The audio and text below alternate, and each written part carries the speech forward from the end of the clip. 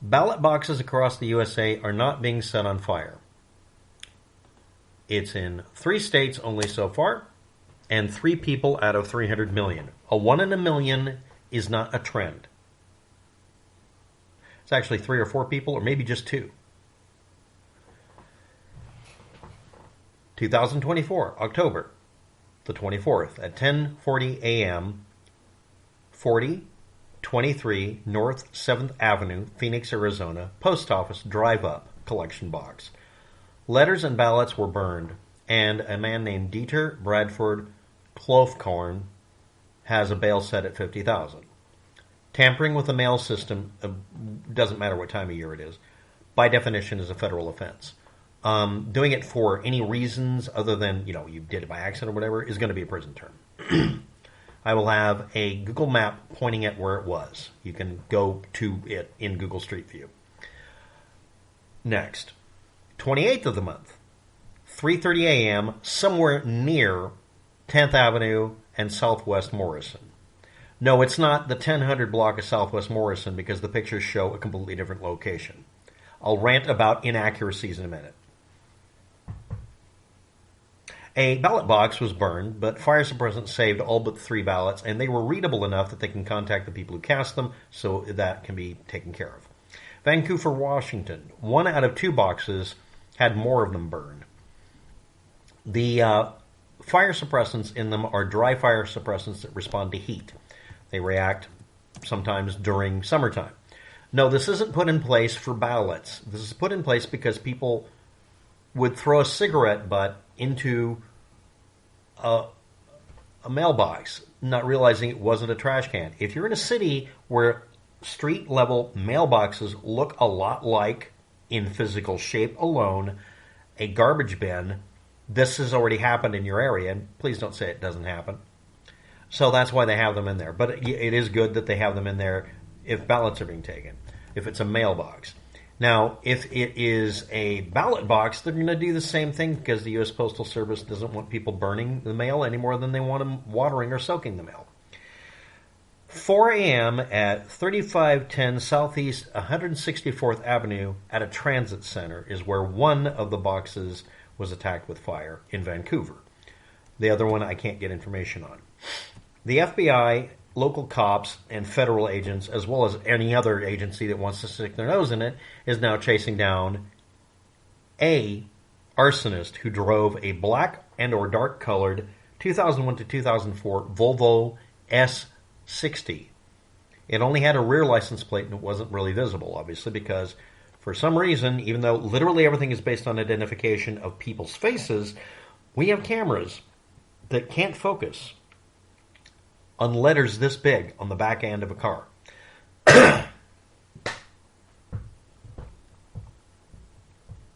An incendiary device was used in Oregon and Washington. It appears to be a box that was either taped or magnetically pressed against it that then projected some incendiary into it. This could be anything including thermite. Did YouTube flag this yet? So anyway, now my opinion. I don't have an address for the city of Portland, Oregon where this was. I understand that a lot of you imbeciles who report the news in Oregon somehow don't have the ability to just whip out a freaking supercomputer you're carrying around when you take a photo and list the fucking address or GPS so I can find it. I've walked past, by the way, where that's located. I recognize the brickwork. Don't ask. If you've ever had to work downtown Portland, you've delivered to literally every building there. If you did any kind of takeout or whatever, you know what I'm talking about. You just memorize the place. You're looking down at your cell phone, some of you. Me, I was looking down at my order forms or at the box I was carrying, hoping I didn't spill anything. And yeah, you memorize things based on the tile work on the frickin' ground. But anyway, it's in an area that has brutalist architecture on one side of the street, and the other side has brickwork, which is literally virtually every street in Portland. If you're a journalist and you want to be taken seriously someday, if you're ever wanting to be taken seriously, pray to the devil himself. You don't have me in your class critiquing your work because you didn't do the fucking basics of getting the goddamn address right. So we have a time and date stamps of 3:30 a.m. to 4 a.m. in Vancouver. That strongly indicates, because this was the same night apparently, but not necessarily, because I can't get people to give me time and date stamps in century, year, month, day, hour, minute, and second. No, they have to say last Tuesday. Every one of you that studies journalism, that learned how to say things like last Monday, you're wrong. Don't do that. You deserve, seriously, just throw them in the volcano. Every one of you bastards that doesn't do an unambiguous statement. Here's how you state this. This is how I type them up. 2024/10/24 space 12:40 space AM, all capitals, with no dots between, comma 4023 space N space 7TH space AVE space Phoenix, fucking Arizona. Was it that fucking difficult? Really? It's at the Phoenix, Arizona 7th Avenue Post Office. Everybody knows what that is. Yeah, but it's a national election and we're reading this from the other side of the fucking country or another part of the planet. Would it fucking hurt you to just put the address down? The amount of effort you put in for putting in last Tuesday is bigger than the space for typing out 2024/10/24.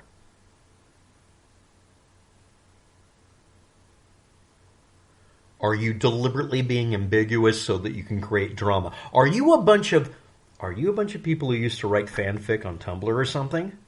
You are, aren't you?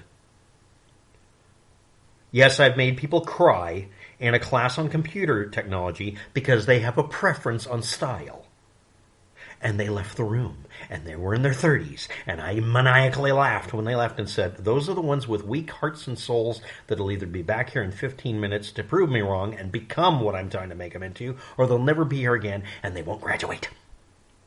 You don't want me teaching a college course on how to not be an idiot. Number one, I have the best teacher in the world, me being an idiot for years. Trying to undo my own screw-ups because I was probably going to get audited. Thank goodness I didn't. Because I wasn't doing my own receipts for my own business with the fucking time and date stamps regulated. You'll never get me to write the time and date stamp wrong again. I won't do it. I've actually told the person I will quit this job if you don't fix this, and made them change their filing system. And I volunteered to do all of it with excess pay. I got paid time and a half, which I never do, to unscrew their system. And guess what happened within 2 months? They got audited, and the audit took 3 fucking days because everything was easily looked up and organized for once.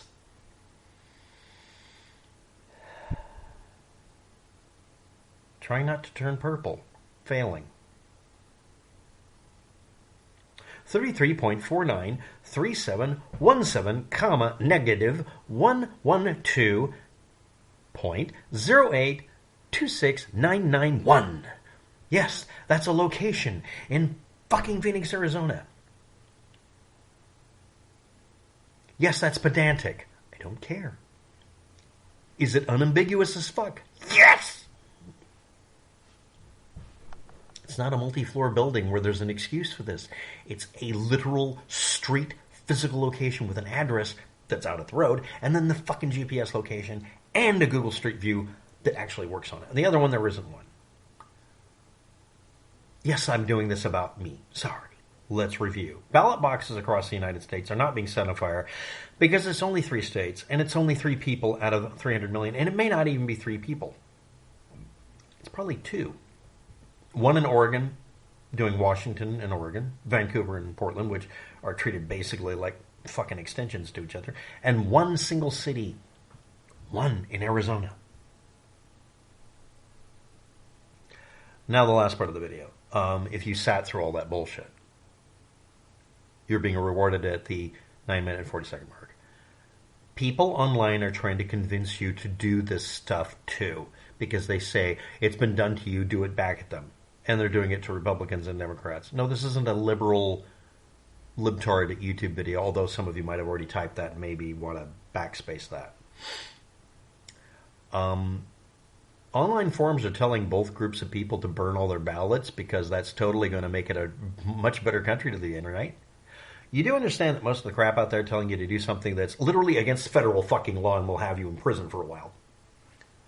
Are people trying to destroy America because we're interfering with their little fucking world war they're trying to start? Whichever country they're in. We got Russia combining with North Korea because nobody legitimate wants to help them at this point.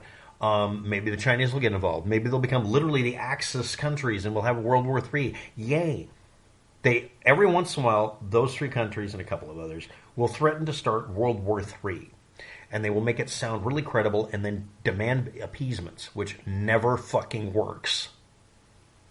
North Korea literally makes it a business policy to get shit from the West while lying to the population about wherever they got that from. They always claim it's a victory against the West because they got the West to pay the bribe money, or in this case, extortion.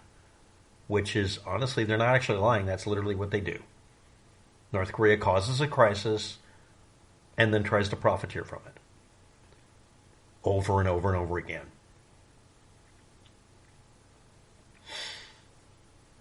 So they talk up for, it's over a decade now, going out and burning your ballots during elections.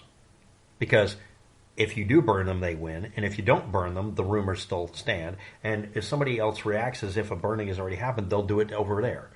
So let's look at the locations. Are these locations infamous for having Republican or Democrats dump ballots? It'd be funny if these locations were notorious in one area for being libtards, liberals like me, let's say it's Portland, and then the Vancouver area was conservatives, which would indicate it's either A, somebody being really clever about gerrymandering and manipulation, which that doesn't make sense, or B, it's literally somebody just trying to be a chaos goblin and cause trouble, which is probably what's going on. And as for the guy in Arizona, apparently he's notorious for being a complete and utter loser who pulls not this kind of stuff necessarily, but stuff as bad.